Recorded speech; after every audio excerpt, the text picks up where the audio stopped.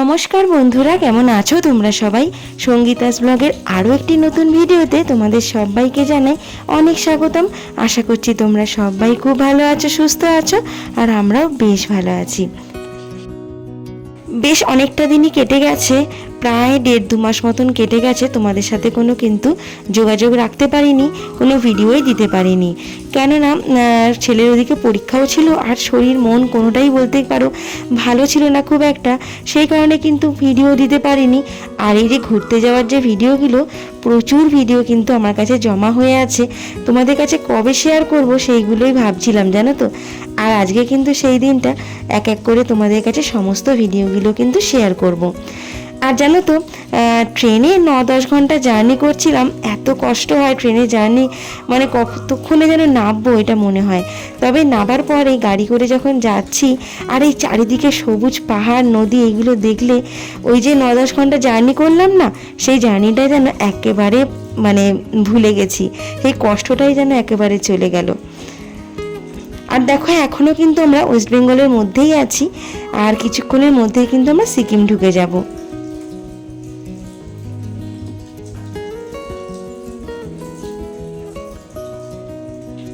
তো তোমরা কিন্তু আজকেও আমার ভিডিওটা পুরোটা দেখতে থাকো।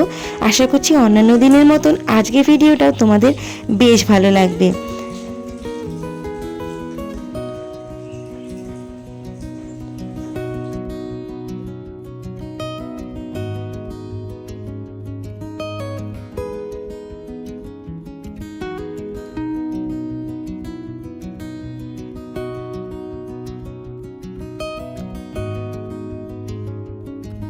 আর এই তো দেখো, আমরা কিন্তু ওয়েস্ট বেঙ্গল ছাড়িয়ে এবার চলে এলাম কিন্তু সিকিমে। আর এখান থেকে আজকে আমরা প্রথম যাব ঋষিখোলা। তো ওখানেই কিন্তু আমরা স্টে করব আজকের দিনটা। আজকে আর কোথাও আমরা বেরোবো না, আজকের দিনটা ওখানেই থাকবো। আর পরের দিনকে মানে আগামীকাল আমরা ওখান থেকে সাইট সিন করতে করতে চলে যাব অন্য একটি স্পটে।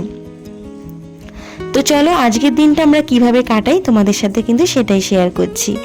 আর ভীষণ মজা আনন্দ করে কিন্তু আমরা দিনগুলো কাটিয়েছিলাম, জানো তো। আর তোমাদের কার কার পাহাড় ভালো লাগে আমাকে কিন্তু কমেন্টে অবশ্যই জানিও। আমার কিন্তু পাহাড় ভীষণ ভালো লাগে। কেন কেন বলো তো, এই যে দেখো চারিদিকে সবুজ পাহাড়, সবুজ গাছ, আর এই যে মানে পাহাড়ের যে শান্ত পরিবেশটা, এইটাই কিন্তু আমার ভীষণ ভালো লাগে। এদিকে ট্রেনে একটা বড় জার্নির পর আর এদিকে আমাদের ঋষিখোলা পৌঁছাতেও কিন্তু নিউ জলপাইগুড়ি থেকে প্রায় 4-5 ঘন্টা লেগে গেছিল। আর এই তো দেখো, আমরা মজা করতে করতে আনন্দ করতে করতে কিন্তু ঋষিখোলায় চলে এসেছি। আর আমরা যেখানটা হোমস্টে নিয়েছিলাম সেই জায়গাটার নাম কিন্তু ছিল রানীবন।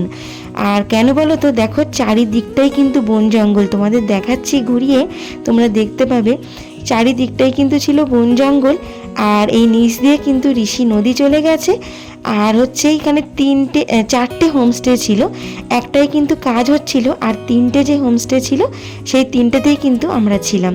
এক একজনের এক একটা কিন্তু মানে ঘর দিয়েছিল, আর 3টেই কিন্তু ছিল কাঠের ঘর, জানো তো। তো ভীষণ মজা হচ্ছিল, এইরকম তো কোনোদিন থাকিনি, এই প্রথমবার এরকম থেকেছি, তাতে কিন্তু ভীষণ মজা হচ্ছিল।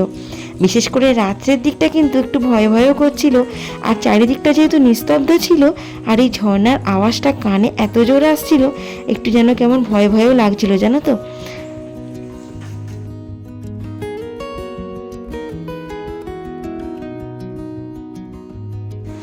ওইটা দেখো দূরে দেখা যাচ্ছে, ওইতে 3টে ঘর দেখতে পাচ্ছ, এক একটা করে, ওইগুলোতে কিন্তু আমরা ছিলাম। আর চারিদিকটা তোমাদের ঘুরিয়ে একটু দেখাচ্ছি, দেখো চারিদিকটাই কিন্তু একদম জঙ্গলে জঙ্গল ছিল।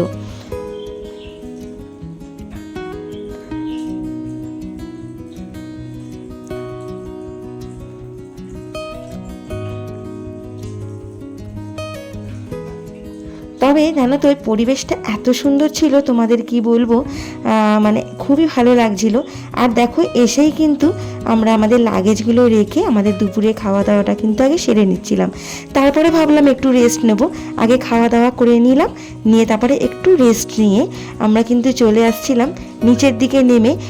নিচের দিকে বললাম না ঋষি নদী আছে, জানো তো নদীর জলটা কিন্তু খুবই অল্প, একদমই মানে পায়ের পাতাটা ডুবছে সেই রকমের জল ছিল।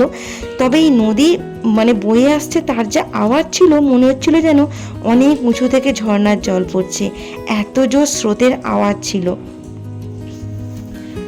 তবে জানো তো সন্ধে প্রায় সূর্য ডোবার আগে পর্যন্ত কিন্তু আমরা এখানেই বসেছিলাম, এখানেই আমরা সময় কাটিয়ে নিয়েছিলাম। কেননা রাত হলে তো এখানে অন্ধকার, তো ওখানে তো আর নামা যাবে না, সেই কারণে আমরা অনেকটা সময় কিন্তু এইখানেই ঋষি নদীর ধারেই আমরা কিন্তু কাটিয়ে নিয়েছিলাম। চলো তোমরা দেখতে থাকো। আর জানো তো রানীবনে ঢোকার সময় আমরা কিন্তু একটা সুন্দর মুহূর্তও পেয়েছিলাম। চারিদিকটা যেহেতু ঘন জঙ্গল ছিল, কোথাও কোনো বাড়িও দেখতে পাইনি, কিছুই না, চারিদিকটা শুধু ঘন জঙ্গল। আর দেখলাম ঢোকার সময় দেখছি একটা গাছের ডালে কিন্তু খোলা আকাশে একটা ময়ূর বসে আছে। তো যাই হোক, খোলা আকাশে যে এরকম ময়ূর উড়ে বেড়াতে পারে সেটা কিন্তু আমাদের ভাবনারই বাইরে ছিল।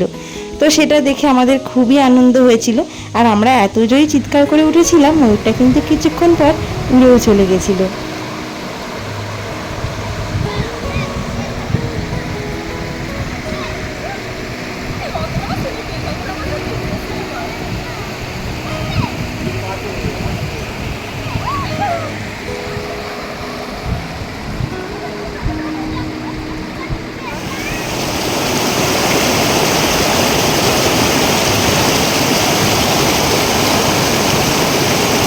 আরে জলটায় হাত দে অঙ্কা।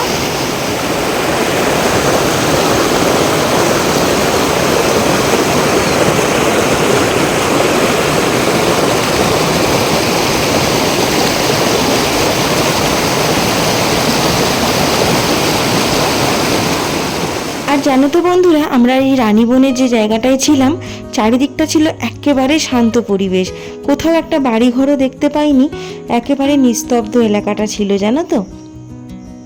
আর ছেলেও কিন্তু এখানে এসে ভীষণ আনন্দ করেছে জানো তো, সবার সাথে তালে তাল মিলিয়ে কিন্তু ও মজা করছিল। আর দেখো জলটা কিন্তু ভীষণ ঠান্ডা ছিল, আর কিরকম পা ডুবিয়ে বসে আছে, ওর কিন্তু কোনো ঠান্ডাও লাগছিল না, কিছুই না। আর জানো তো সন্ধে হওয়ার আগে পর্যন্ত আমরা কিন্তু এখানেই সময়টা কাটিয়ে নিয়েছিলাম। আর তারপরে ঘরে গিয়ে একটু রেস্ট নিয়ে মুখ হাত পা ধুয়ে তারপরে কিন্তু সন্ধে হওয়ার পর আবার আমরা চলে এসেছিলাম বাইরের দিকটা। আর বাইরেটা কিন্তু ছিল পুরোটাই অন্ধকার। আর এখানে আমরা ভাবলাম একটু, যেহেতু ঠান্ডা ঠান্ডা পড়েছে সন্ধ্যের দিকটা, তো ভাবলাম এখানে একটু চিকেন বারবিকিউ করা যাক। তো সেইখানে সব ব্যবস্থা করাই ছিল। আর যে হোমস্টে ছিলাম, যে হোমস্টের মালিক ছিলেন, তা ওই দাদাই কিন্তু সমস্ত ব্যবস্থা করে দিয়েছিলেন। তো আমরা টাকা পয়সা দিয়ে দিয়েছিলাম, উনি 2 কেজি চিকেন এনে আমাদেরকে সমস্ত ব্যবস্থা করে দিয়েছিলেন।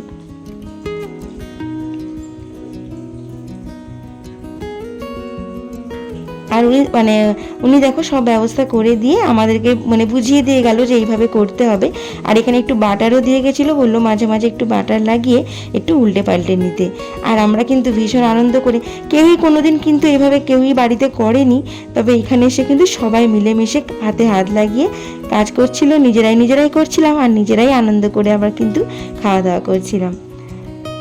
এই চিকেন কোল্ড ড্রিঙ্ক এগুলো খেয়ে কিন্তু আমরা সন্ধেবেলা টিফিনটা সেরে নিয়েছিলাম।